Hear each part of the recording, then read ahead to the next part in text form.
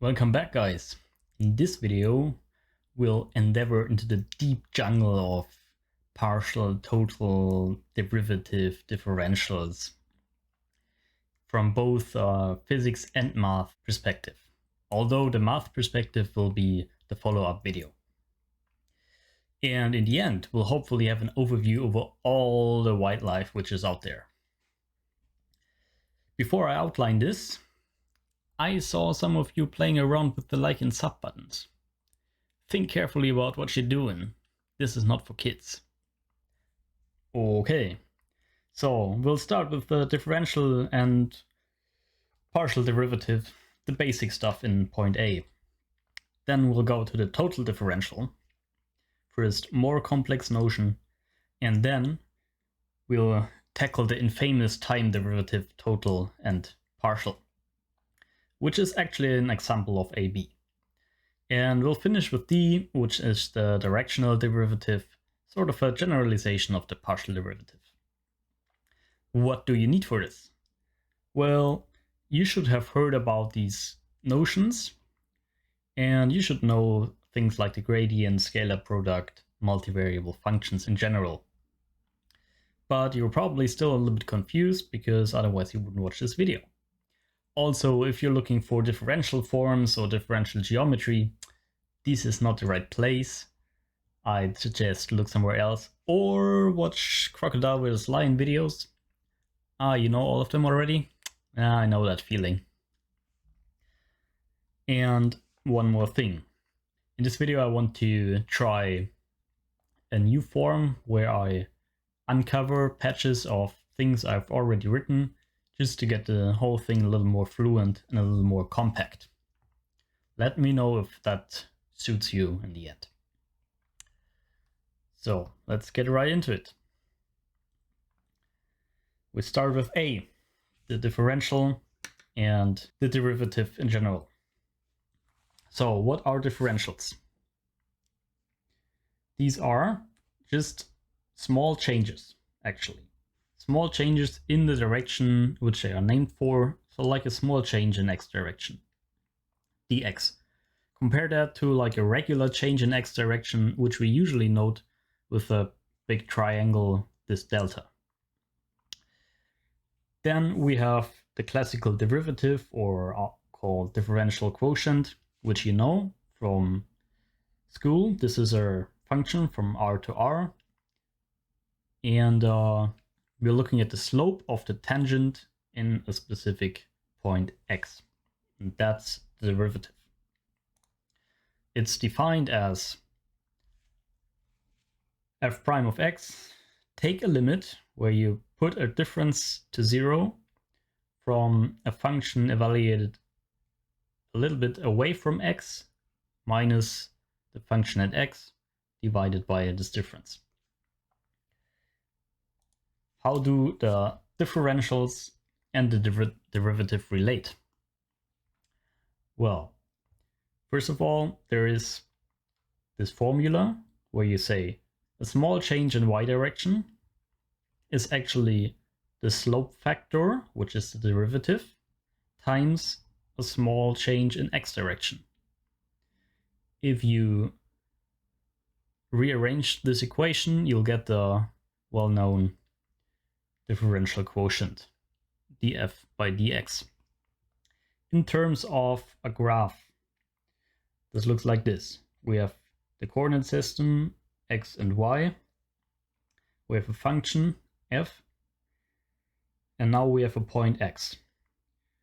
And now we can look at the tangent in this point x. The slope of this is f prime x. And we can look at x plus delta x and the values of f at each x and x plus delta x. And then you'll find that this part over here is approximately the change in x times the slope factor, like the regular equation for a straight line. And since I cannot draw so small changes like dx, I drew delta x. And as you see, for these big changes, it's actually an approximation. But going to the small changes, it's sort of exact. So that was the repetition of the general stuff. Now let's take this idea of the slope factor to a multi-dimensional function, or let's say a scalar field, where you have a domain which is n-dimensional and you give it values in R. That's a scalar field. And now we are looking for the partial derivative at the slope in specific coordinate directions, just one. Like this would be a hiking map. This is the function with the height above ground, xy direction. And you stand here and you look in E2, that is y direction, and you'll find that the slope in this direction is much steeper than in E1 direction. And you can address each of them by the partial derivative. So how is it defined? Well, first of all, how do we write it? We write del f by del x. This operator is called del. It's also often written as del lower index x or del lower index, just the number of the coordinate direction you're looking at. Also, this would be y if you're looking in y direction. And it's the same thing as before. We take a limit of a distance going to 0 and we evaluate the function at a little bit away from it, minus the function at the original point by this difference. But note that we only enlarged x over here and kept y constant. So this is really a derivation of the function f where you just look at x as a variable and the rest are constants. Now, once you have the partial derivative, you can do the same thing as before, where a small change of f in x direction this time equals the slope factor in x direction, the partial derivative, times a small change in x direction dx, or the same thing for another coordinate direction. Then you get the partial differentials. So really the partial derivative is like the slope factor and the differential is the change when you apply it to a small change in the function domain.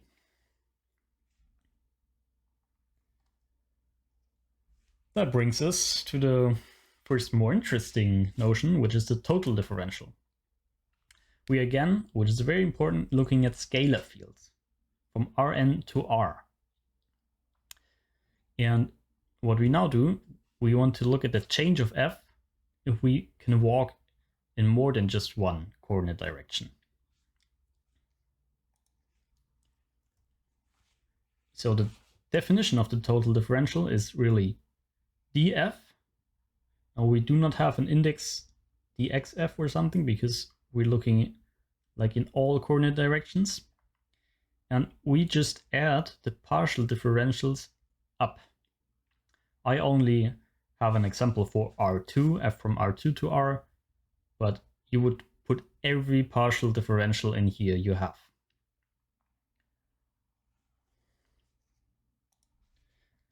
Let's look at a picture.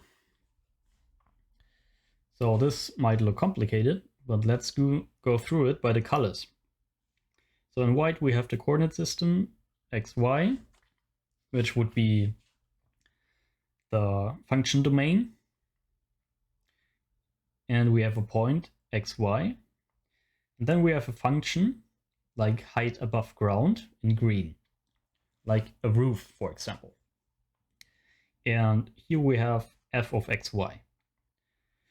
And now we look at the partial differentials. So let's do a small change in x direction, dx. Let's have the slope factor in x direction, which is the partial derivative del xf. and the partial differential is the product of the two, del xf times dx. Let's do the same in y direction. dy, slope factor in y direction, product. And now, as the definition says, let's add all of them up. And then we are over here, where we did del xf times dx being this distance plus this distance, and we are over here. And this would be dx plus dy. The red thing here is an analogy to the tangent to the function in R, the tangent space to the function, like a plane. Fine. Now there's another way to express the total differential, and this is with the gradient.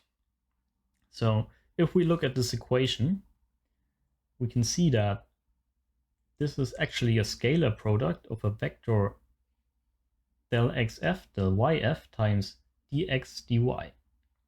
First sum, second sum.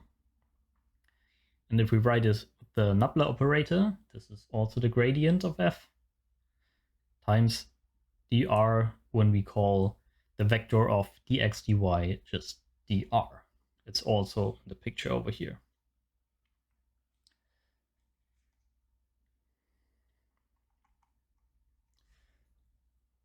This brings us to C, the infamous time derivatives and the confusion about the partial and the total time derivative. So really the partial is without applying the chain rule, and the total time derivative is with applying the chain rule.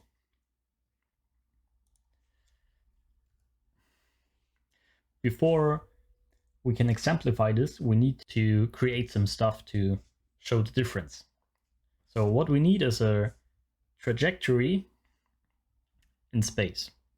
That is a line like this one, r of t, where you can address each point by a time when you pass it. Like you start here at time 0, you come here at some time, and then at some point you're too late, but you can still address each point by just that one time variable. And the path is the trajectory. And now on top of this, we need a function. The function is depending on the point where you stand and also the clock, the time. For example, temperature. Let's say T for temperature, depending on T, and the location, which is also depending on time. Let's say you walk in the mountains and the temperature gets colder if you get higher, so it's depending on the location and also on the time because it's getting cold at night. But these locations also depend on time because you need some time to get up there, right? So this is why the location is implicitly depending on time as well. And the function is a scalar field because you're giving every location and time a temperature value. And it could look like this. This is a real example. And there's our trajectory, that's the path in the mountains. And this could look like this, t squared 5t. And now let's calculate both the partial and the total derivative. Let's start with this upper bullet over here, the partial time derivative. This means really, as we know it, del t by del capital T by del small t for time. And you differentiate this function by t and you ignore everything else and regard it as constant. Then you get a 1. But this is poor. Let's do the total time derivative. There, you regard nothing just as a constant, but you look at the point where x and y also depend on the time. So you can write this like that. dt, the total differential of the function, by d small t. That's the time derivation. And now this is actually the chain rule, as you can see. So you first do like the outer derivation after just the partial variable, and then you differentiate, or let's go over here, and then you differentiate the implicit variable after time as well. You can write it like this because it looks really like taking the total differential and dividing it by dt, if you can compare it to point B. But what it really means is that you differentiate those variables by t as well. So that gives you the partials times the differentiated trajectory. Let's look at the example. So nothing but chain rule for time-dependent variables. So the first term, dt by dt, cancels out. So you're left with the partial derivative times the 1. Then here you have the partial derivative in x direction, 2x differentiated in x direction gives 2 times. Now that's the chain rule, where you, as x is a function of t, you differentiate it in t direction as well. And then that gives you 2t, as x was t squared. Same thing for y. Partial derivative in y direction, sine y gives cosine y.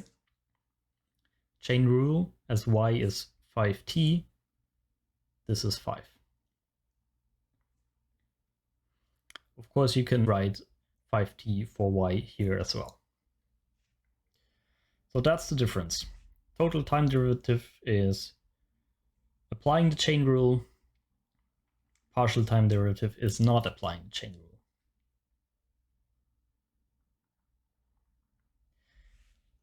And with that, we're already at the last point, which is the directional derivative. Here, we want to determine a slope factor, not just in coordinate direction, like the partial derivative, but in an arbitrary direction v. Usually we set this direction to have length 1. Let's see. So here we have the same sketch as in the partial derivatives, where we looked into direction e1 and e2. But now we want to look at some direction v. And the way you calculate the directional derivative is you take the gradient of f and multiply it by that direction. And it's very important that this is a scalar product. A different notation is like the nabla operator with lower index the direction. But after all, it's first gradient element times first vector element plus second, and so on if you are working on Rn. But since I have difficulties drawing in Rn, I usually use R2. You can also rewrite this a little bit with different signs. For example, so at this point still the scalar product, but you can also use these brackets for the scalar product, or write grad f for nabla f. And what it all means basically is the projection of the gradient of f onto the vector, which is the direction you're looking into. Let's do an example, or let's test if that works out with our partial derivative, where we looked into e1 direction. So let v be e2 in this case. So we're looking in that direction. Then the first gradient element del x of f times first element of e2 is 0, so that cancels out. And second element of gradient of f del y of f times second element of the vector 1. So you're left with the partial derivative in y direction, which should be the case because we were looking for the slope in exactly that direction. Very nice. So I hope this gave you some overview over the different notions and how they are connected. And next time, we're going to look at it from a more mathematical perspective, and we'll hopefully find out that it really in the end is all the same and we're talking about the same stuff. With that, I see you next time, but again, careful with the like and sub buttons, this could have dire consequences. See you next time.